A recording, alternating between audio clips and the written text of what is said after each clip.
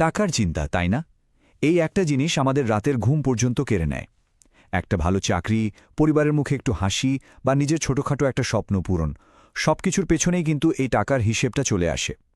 আর যখনই পকেটটা একটু খালি হয়ে যায়, ঠিক তখনই আমাদের সোশ্যাল মিডিয়ার স্ক্রোলে ভেসে ওঠে একটা জাদুর চেরাগের মতো অফার, ইনস্ট্যান্ট অনলাইন লোন।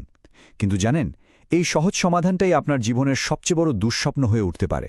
একটু ভাবুন তো, সিনারিওটা খুব পরিচিত, তাই না?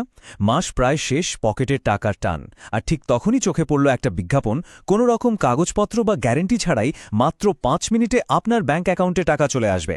প্রস্তাবটা এতটাই লোভনীয় যে মনে হয়, যাক, সব সমস্যার সমাধান তো হয়েই গেল। কিন্তু এই যে চকচকে একটা ফাঁদ, এর পেছনে যে কী পরিমাণ অন্ধকার লুকিয়ে আছে তা আমরা কল্পনাও করতে পারি না। আসলে এটা তো কোনো সমাধানই না, এটা একটা ডিজিটাল চোরাবালি। এমন একটা ভয়ঙ্কর ফাঁদ যে আপনার সম্মান, আপনার মানসিক শান্তি আর আপনার ব্যক্তিগত জীবনকে এক মুহূর্তের মধ্যে ধ্বংস করে দিতে পারে। আজকের এই আলোচনায় আমরা জ্ঞানস দেখব যে এই অ্যাপগুলো কিভাবে কাজ করে আর এদের আসল চেহারাটা ঠিক কী রকম। চলুন পুরো ব্যাপারটা একটা বাস্তব ঘটনা দিয়ে বোঝার চেষ্টা করা যাক। আমাদের এই গল্পের চরিত্রের নাম রাতুল, আর 10 জনের মতোই রাতুল একজন সাধারণ তরুণ যে একটা আর্থিক সংকটে পড়ে খুব সহজ একটা সমাধানের রাস্তা খুঁজছিল। আর সেই সহজ পথের খোঁজই তাকে এমন এক ভয়ঙ্কর অভিজ্ঞতার দিকে ঠেলে দেয়। রাতুল বিজ্ঞাপনটা দেখে আর এক মুহূর্ত দেরি করেনি। অ্যাপটা ইনস্টল করার সাথে সাথেই তার ফোনের contact list, photo gallery, file manager, মানে বলতে গেলে ফোনের সবকিছুর অ্যাক্সেস চাওয়া হলো। টাকার এত দরকার ছিল যে রাতুল কিছু না পড়েই সব পারমিশনে অ্যালাউ দিয়ে দেয়। 5,000 টাকার জন্য আবেদন করেছিল, কিন্তু প্রসেসিং ফিন নামে 2,000 টাকা কেটে তার অ্যাকাউন্টে আসে মাত্র 3,000 টাকা। আসল দুঃস্বপ্নটা শুরু হয় ঠিক 5 দিনের মাথায়। প্রথমে ফোন কল, তারপর ফোনে অকথ্য ভাষায় গালিগালাজ, আর সবশেষে যা ঘটল তা ছিল কল্পনার বাইরে। রাতুলের মুখ একটা নগ্ন ছবির উপর এডিট করে বসিয়ে তাকেই পাঠানো হলো, সাথে হুমকি, টাকা না দিলে এই ছবি তার পরিবারের সবার কাছে পাঠিয়ে দেওয়া হবে। আচ্ছা, এখানে 1 সেকেন্ডের জন্য থামা যাক। খুব সাধারণ জ্ঞান দিয়ে একটু ভাবুন তো, একটা লোন দেওয়ার জন্য কোনো কোম্পানির আপনার ফ্যামিলি ফোল্ডারে থাকা ছবির কি এমন দরকার পড়তে পারে? আমরা যখন ব্যাংকে লোন নিতে যাই, ম্যানেজার কি আমাদের ফোনের পার্সোনাল গ্যালারি দেখতে চায়? চায় না। তাহলে এরা কেন চায়? উত্তরটা একদম সোজা, ব্ল্যাকমেল করার জন্য। আপনার ব্যক্তিগত তথ্যই হলো এদের সবচেয়ে বড় অস্ত্র। আর ঠিক এইভাবেই রাতুলের মতো হাজার হাজার মানুষ ফেসে যায়। একটা অ্যাপের 7 দিনের লোন শোধ করতে গিয়ে তারা আরেকটা অ্যাপ থেকে লোন নেয়। এরপর সেই লোন শোধ করতে গিয়ে 3 নম্বর অ্যাপের কাছে যায়। মানে একটা দেনা মেটাতে গিয়ে আরও বড় দেনার জালে জড়িয়ে পড়ে।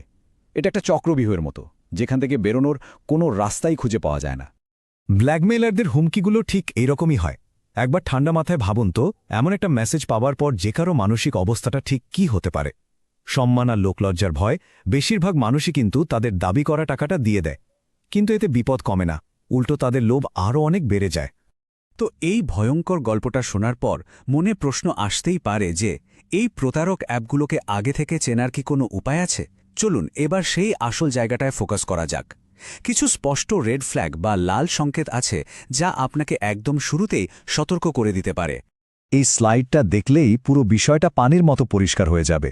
সবসময় মনে রাখবেন, যারা আপনাকে মাত্র 7 দিনের মধ্যে লোন শোধ করতে বলে, তারা 100% প্রতারক।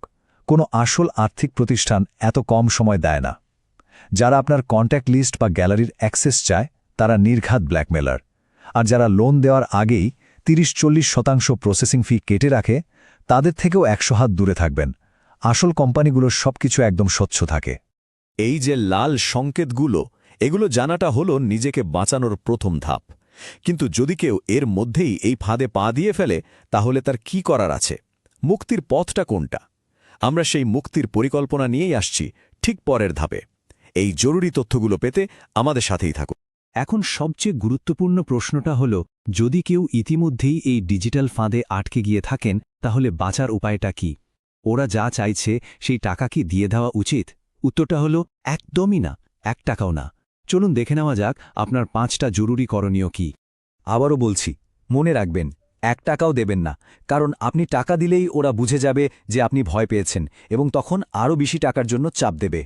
তাই সবার আগে ভয় পাওয়া বন্ধ করতে হবে। এরপর ফোনের সেটিংস থেকে অ্যাপটার সব পারমিশন বাতিল করে ওটাকে আনইনস্টল করে দিন। ওদের নম্বরগুলো ব্লক করুন এবং ফেসবুকে একটা পোস্ট দিয়ে জানিয়ে দিন যে আপনার ফোন হ্যাক হয়েছে, যাতে আপনার বন্ধুরা বা পরিচিতরা বিভ্রান্ত না হয়। আর সবশেষে নিজের সুরক্ষার জন্য অবশ্যই থানা একটা জিডি করে রাখবেন।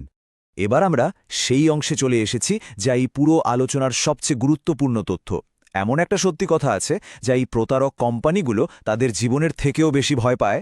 ওরা চায় না যে আপনি তাদের এই দুর্বলতার কথাটা কোনোদিনও জানুন। কি সেই গোপন সত্য যা জানা থাকলে খেলার পুরো নিয়মটাই আপনার পক্ষে চলে আসবে? এমন কোনো তথ্য আছে যা জানলে এই প্রতারকরাই উল্টো আপনাকে ভয় পেতে শুরু করবে? হ্যাঁ, ঠিকই দেখছেন। শূন্য।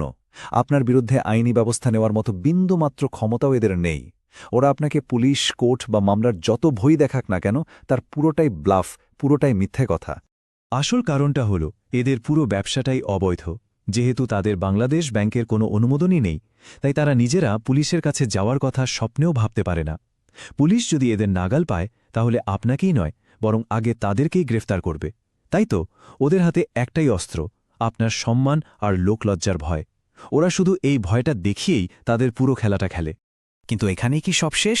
মনে প্রশ্ন আসছে না যে এই অ্যাপগুলো আনইনস্টল করে দিলেই কি আপনার সব ডেটা মুছে যায়, নাকি ওদের সার্ভার থেকে নিজের ব্যক্তিগত তথ্যগুলো স্থায়ীভাবে মুছে ফেলারও কোনো উপায় আছে? যদি আপনারা এই বিষয়ে জানতে চান, আমরা এই সিরিজের দ্বিতীয় পর্ব নিয়ে আসব। আপনারা কি পার্ট 2 দেখতে চান? তাহলে কমেন্ট বক্সে পার্ট 2 চাই লিখে একদম জানিয়ে দিন। আপনাদের সাড়া পেলেই আমরা সেই গোপন কৌশলগুলো নিয়েও হাজির হব।